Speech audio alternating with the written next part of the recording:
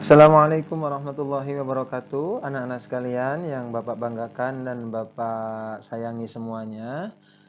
Setelah kita menghafal, memahami pembahasan kisi-kisi nomor 1 sampai nomor 15, saatnya sekarang kalian simak baik-baik penjelasan Pak Alwi untuk nomor 16 hingga nomor 45. Sekali lagi, ada beberapa nomor yang nomor di atas 30 itu sudah kita bahas 2 nomor sebelumnya. Kalian cek kisi-kisi yang telah dibagikan oleh Pak Alwi ataupun oleh guru PPKN yang lain. Baik, kita langsung saja ya. Nomor 16 ini kalian diminta untuk memberikan contoh semangat dan komitmen para pendiri negara dalam perumusan dan pengesahan Undang-Undang Dasar.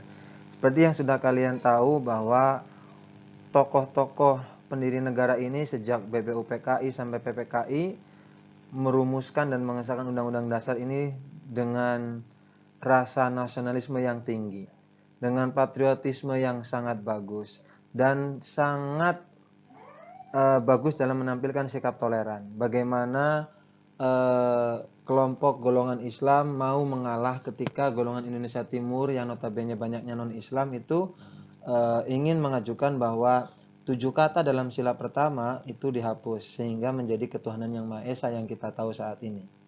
Kemudian tentunya setelah toleran itu adalah semangat persatuan. Jadi keempat semangat inilah yang harus kalian contoh dari para pendiri negara.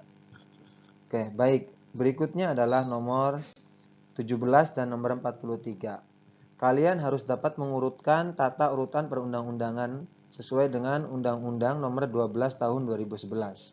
Yang pertama adalah tentunya adalah Undang-Undang Dasar 1945. Kemudian ketetapan MPR, kemudian undang-undang atau peraturan pemerintah pengganti undang-undang. Dari sini kita nampak bahwa antara undang-undang dengan Perpu ini adalah sejajar. Kemudian peraturan pemerintah, peraturan presiden, peraturan daerah provinsi, dan peraturan daerah kabupaten atau kota. Ini adalah tata urutan perundang-undangan. Jadi misal begini ya, dalam Undang-Undang Dasar ada pasal tentang pendidikan, maka akan ada peraturan di bawahnya yang mengatur lebih rinci tentang Undang-Undang Sisdiknas, Sistem Pendidikan Nasional. Gitu ya, sampai ke bawah, sampai ke peraturan daerah kabupaten dan kota pun pasti ada peraturan daerah yang mengatur tentang pendidikan di daerah tersebut. Yang jelas kalian hanya diminta mengurutkan saja. Harus hafal dari atas ke bawah ini atau dari kiri ke kanan, yang penting urut, harus hafal secara urutannya. Jangan setelah undang-undang langsung peraturan kabupaten kayak gitu. Salah kalau begitu ya. Oke, hafalkan kalian ini tata urutan perundang-undangan ini.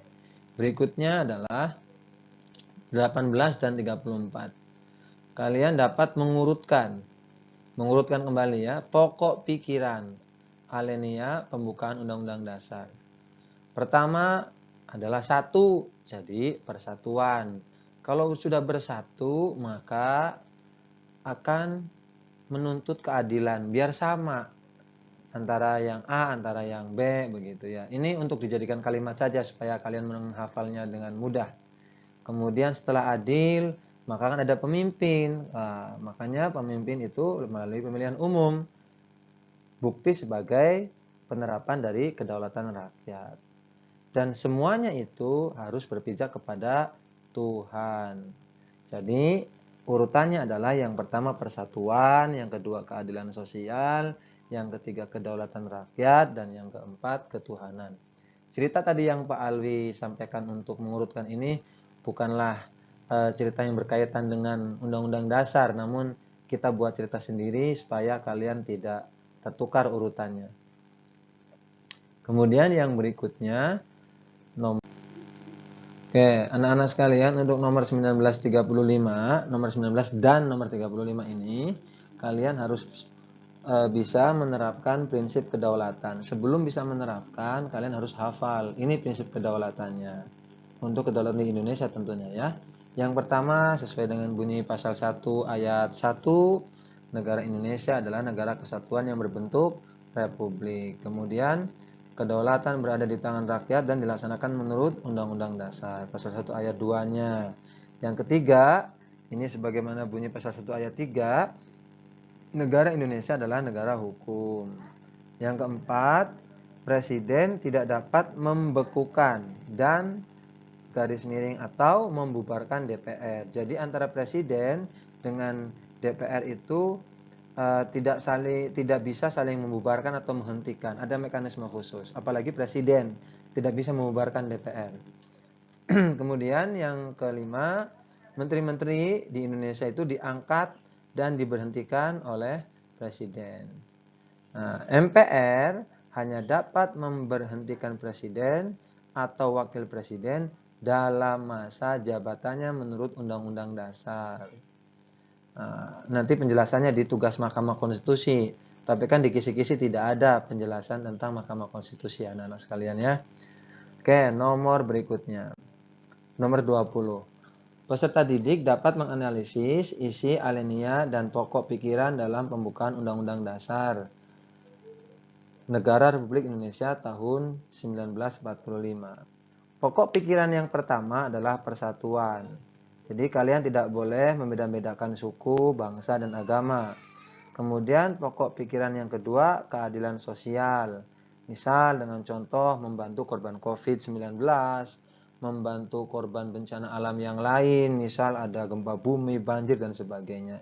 Itu penerapan ya, isi alinea dan isi pokok pikiran pembukaan Undang-Undang Dasar. Kemudian kedaulatan rakyat, contohnya pelaksanaan pemilihan umum dan ketuhanan. Warga Indonesia itu wajib memeluk salah satu agama yang diakui, yaitu mulai Islam, Kristen, Katolik, Hindu, Buddha, dan Konghucu. Kemudian nomor 21. Peserta didik dapat menyimpulkan kedudukan Undang-Undang Dasar. Nah, karena kalian sudah hafal tentang bagaimana kedudukan kedudukan Undang-Undang Dasarnya, maka di sini Pak Ali jelaskan bahwa setelah kalian paham bahwa kedudukan Undang-Undang Dasar ini sebagai konstitusi negara kita, sebagai hukum dasar yang tertinggi, maka apa yang dapat dilakukan oleh warga negara tentang kedudukan Undang-Undang Dasar tersebut? Yang pertama adalah belajar dan bekerja keras sesuai dengan profesinya masing-masing sebagai wujud dari kita taat terhadap Undang-Undang Dasar. Yang berikutnya adalah yang dapat dilakukan oleh pemerintah. Undang-Undang Dasar ini dijadikan hukum dasar yang tertinggi dan setiap peraturan perundang-undangan tidak boleh bertentangan dengan Undang-Undang Dasar. Nah, ini kesimpulan dari kedudukan Undang-Undang Dasar itu seperti ini ya. Masih banyak kesimpulan yang lain, ini hanya sedikit yang bisa Pak Ali sampaikan. Kemudian peserta didik dapat menjelaskan pelopor kebangkitan nasional. Ini untuk nomor 22 dan nomor 36. Pertama kita lihat dulu, kebangkitan nasional itu sejak kapan sih? Sejak berdirinya Budi Utomo ini. Kapan berdirinya? Ini ya, 20 Mei 1908. Siapa penggagasnya atau pendorong para mahasiswa Stovia saat itu? Adalah Dr. Wahidin Sudirohusodo. Kemudian siapa pendirinya? Yang kita kenal sebagai Bung Tomo atau Sutomo. Bung Sutomo ini berbeda dengan Sutomo yang 10 November Hari Pahlawan ya anak-anak sekalian ya. Ini mahasiswa Stovia 1908. Berikutnya, nomor 23. Peserta didik dapat mendeskripsikan akibat yang muncul dalam keberagaman masyarakat Indonesia. Ini ada akibat negatif, ada akibat positif. Karena kita beragam, maka kita memiliki kebudayaan dan adat istiadat yang sangat beragam, sangat kaya. Akibatnya apa? Dikunjungi oleh para wisatawan dari luar negeri yang ingin menikmati dan mempelajari budaya dan toleransi masyarakat Indonesia. Negatifnya ada, salah satunya adalah dapat terjadi konflik jika antara warga negara tidak memiliki sikap toleran dan merasa sukunya ataupun adatnya paling bagus. Nah, itu yang dampak dari keberagaman, dampak negatifnya. Kemudian yang berikutnya adalah nomor 24 dan nomor 37. Peserta didik dapat menyebutkan upaya dalam mencegah konflik SARA. Untuk mencegah konflik SARA ataupun konflik-konflik yang lain, secara umum ada 3. Yang pertama adalah kita sebut sebagai preventif, yakni pencegahan sebelum konflik terjadi. Kemudian represif, upaya menindak atau menyelesaikan konflik saat sedang terjadi. Dan kuratif, upaya tindak lanjut atau penanggulangan akibat masalah yang sudah terjadi. Gitu. Itu bagaimana upaya dalam mencegah konflik SARA. Ada 3 cara tadi ya. Berikutnya nomor 25. Peserta didik dapat menerapkan kebangkitan nasional.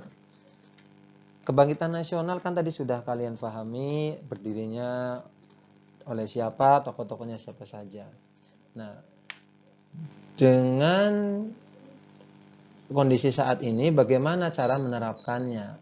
Nah, peserta didik dapat menerapkan kebangkitan nasional dengan memperingati Harkitnas tersebut, dengan mengingat dan menjadi pendorong agar Indonesia bangkit kembali untuk membangun Indonesia yang maju dan mandiri, serta dapat berdiri sejajar dengan bangsa yang lain.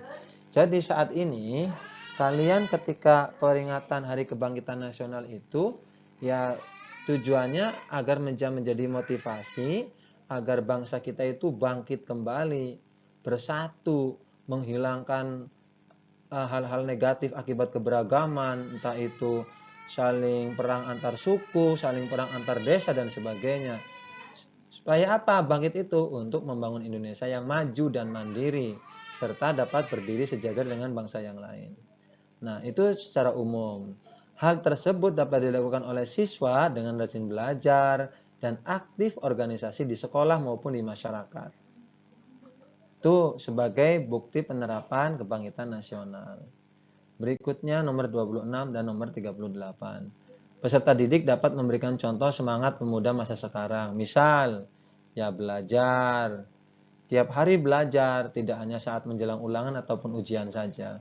Kemudian mencontoh pahlawan, meniru semangat persatuan para pahlawannya. Jangan dikit-dikit ada teman yang berbeda dimusuhin. Jangan, utamakan adalah persatuan. Dan yang utama saat ini tentunya adalah berprestasi dalam bidang masing-masing. Kalau kalian yang suka olahraga, silakan berprestasi dalam bidang olahraga. Kalian yang suka bidang agama, silakan berprestasi dalam bidang agama. Ini contoh semangat pemuda masa sekarang yang bisa kalian terapkan untuk nomor 26 dan nomor 38. Kemudian 27 dan 39. Peserta didik dapat menerapkan persatuan dan harmonisasi dalam keberagaman. Jadi cara menerapkannya adalah tidak memandang rendah suku dan budaya daerah lain. Kemudian tidak menganggap suku dan budayanya paling tinggi dan paling baik, paling hebat. Tidak bisa begitu, tidak boleh. Kemudian menerima keberagaman suku bangsa dan budaya sebagai kekayaan bangsa. Maaf ini kurang S. Kekayaan yang tidak ternilai harganya. Dan kalau seni budaya itu kalau kita di luar negeri itu menjadi sumber promosi yang terkuat karena bangsa yang lain ingin seperti bangsa kita yang memiliki budaya beragam. Kebanyakan kan hanya 3 suku bangsa, 4 suku bangsa. Kita ratusan suku bangsa yang menempati daerah wilayah Indonesia ini. Sehingga itu menjadi kekayaan yang tidak ternilai dibandingkan dengan bangsa yang lain. Namun, supaya kalian rukun, bersatu, maka jangan pernah memandang rendah suku dan budaya daerah lain. Kita tidak menganggap suku dan budayanya adalah yang paling hebat, yang paling baik, dan yang paling tinggi dibandingkan suku bangsa yang lain. Itu untuk nomor 27 dan nomor 39. Nomor 28, peserta didik dapat menerapkan gagasan cinta tanah air dan bela negara. Ini gagasan, ide yang mungkin bisa diterapkan. Yang pertama adalah mungkin naudzubillah min dzalik ya, jangan sampai terjadi. Jika ada penjajah, maka generasi muda ataupun siswa itu harus siap untuk mengerahkan jiwa dan raganya untuk melawan penjajah. Kemudian yang paling mudah saat ini adalah mencintai dan menggunakan produk dalam negeri. Nah, ini yang paling penting di saat sebelum pandemi atau mudah-mudahan pandemi COVID ini segera berakhir, mengikuti upacara dengan tertib. Upacara dengan tertib itu sebagai bukti bahwa kalian cinta dengan tanah air, wujud dari pembelaan negara. Karena apa? Ketika bendera merah putih dikibarkan, kalian hormat dengan hikmat, hormat dengan tertib, dengan rapi, dihayati bagaimana dulu bendera merah putih itu diperjuangkan oleh para pahlawan. Kalau saat ini kalian kan hanya suruh upacara saja, upacara hari Senin. Dan sekarang masa pandemi sudah lama kita tidak upacara. Berikutnya nomor 29. Peserta didik dapat menyimpulkan tahapan-tahapan persatuan. Ini tahapan persatuan. Perasaan senasib, kebangkitan nasional, Sumpah Pemuda, terakhirnya proklamasi. Nah, itu ya. Kemudian 30 dan 40, peserta didik dapat menyimpulkan persatuan dan harmonisasi dalam keberagaman suku, agama, ras, dan antar golongan. Sampai ke gender. Jadi ini kalau kalian belajar di semester 2 kelas 9 ini kita belajar tentang prinsip-prinsip persatuan ya. Ini sedikitnya 4 lah ya, minimal 4. Ada Bhinneka Tunggal Ika, wawasan Nusantara, nasionalisme, dan kebebasan yang bertanggung jawab. Itu bisa kalian buka-buka lagi di buku kelas 9. Untuk nomor 30 dan nomor 40. Kemudian esai. Peserta didik dapat menyebutkan 4 hal yang harus diperhatikan dalam keterbukaan Pancasila. Dengan terbukanya Pancasila, maka tetap harus diperhatikan tentang stabilitas nasional. Jadi stabilitas nasional yang terjaga, masyarakatnya tertib, aman, tidak ada konflik, dan sebagainya. Tidak sampai aparat keamanan turun, membubarkan massa, menenangkan orang-orang yang demo, masyarakat pun bisa berjualan dengan bebas, bisa bekerja dengan nyaman, itu stabilitas nasional berarti terjamin. Kemudian yang kedua, keterbukaan Pancasila ini tetap anti komunis, marxis, dan liberal. Artinya, walaupun Pancasila terbuka, Pancasila itu menolak pandangan paham komunis, marxis, leninisme, dan liberal yang bertentangan dengan Pancasila. Kemudian, Pancasila juga terbuka dengan paham lain selama paham tersebut sesuai dengan nilai-nilai Pancasila dan tidak bertentangan dengan nilai-nilai Pancasila. Dan yang terakhir, keterbukaan Pancasila ini tetap melarang pandangan ekstrim, baik itu ekstrim kanan ataupun ekstrim kiri.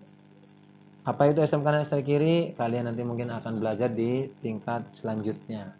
Belajar mata pelajaran PPKN ataupun mata kuliah PKN. Nomor 42.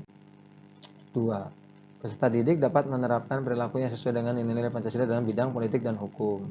Ini kalian banyak contohnya, bisa kalian tulis sesuai dengan pengetahuan kalian. Bebas, ini kan hanya contoh perilaku. Gitu ya. Kemudian nomor 44. Oke, nomor 43 tadi sudah dibahas di nomor sebelumnya. Kemudian ini peserta didik dapat menjelaskan macam-macam peraturan yang mengatur bela negara. Ini minimal 3 ya, Undang-Undang nomor 2 tahun 2002, nomor 3 tahun 2002, dan nomor 34 tahun 2004. Ini yang 2 2002 tentang polisi, kemudian 3 tahun 2000 tentang pertahanan negara, dan yang ketiganya 34 tahun 2004 tentang Tentara Nasional Indonesia. Ini kurang nasional. Kemudian yang terakhir adalah peserta didik dapat memberikan contoh kerjasama dalam berbagai bidang. Untuk nomor 45 ini juga bebas sesuai dengan pikiran kalian masing-masing. Itu saja anak-anak sekalian yang bisa Pak Alwi sampaikan. Barangkali kalian penjelasannya tidak paham, boleh japri ke Pak Alwi ataupun bertanya kepada guru PPKN kalian masing-masing. Insya Allah jika kalian hafal ini, maka ini dapat 50 nilainya. Dengan yang kemarin 50, jadi dapat 100 insya Allah untuk pra ujian sekolah. Ingat, walaupun kalian mengerjakannya di rumah, tetap jujur, tetap kalian mengerjakan sendiri, tidak boleh melihat kisi-kisi ataupun melihat buku. Kejujuran itu utama, ya. Jadi kejujuran itu lebih utama daripada prestasi tinggi tapi dihasilkan dari cara-cara yang tidak jujur. Terima kasih anak-anak sekalian. Assalamualaikum warahmatullahi wabarakatuh.